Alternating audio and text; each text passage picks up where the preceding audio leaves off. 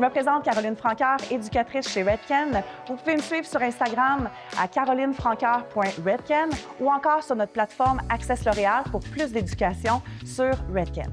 Rappelez-vous, chez Redken, la préoccupation numéro 1, c'est l'intégrité des cheveux.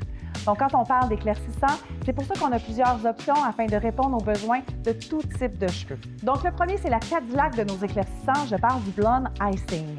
Sa technologie fait en sorte qu'on préserve les lipides et aussi sa texture crème permet une application facile et rapide.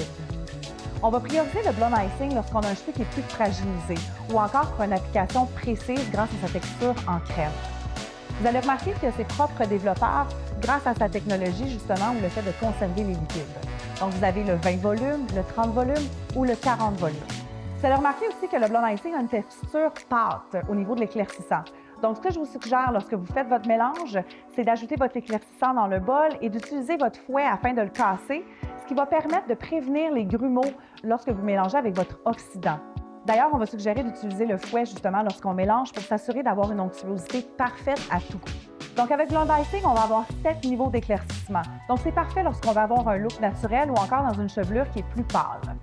Pour ce qui est des ratios, 1 pour 1, 1 pour 2 ou 1 pour 3. Maintenant, les éclaircissants dans la famille Flash Lift. On a 3 options disponibles pour vous. Donc, le premier qui va nous permettre d'avoir jusqu'à 8 niveaux d'éclaircissement.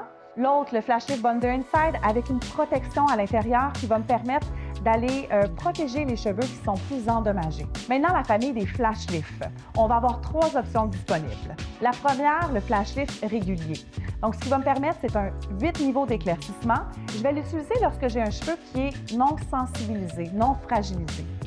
Lorsque je veux travailler en rapidité, avoir un éclaircissement qui est rapide, je vais préférer utiliser le Flash Lift régulier. Il permet d'obtenir jusqu'à 8 niveaux d'éclaircissement, mais à ça, on a rajouté la protection Bonder Inside. Donc, on va prioriser le Flash Lift Bonder Inside lorsqu'on a un cheveu qui est plus fragilisé.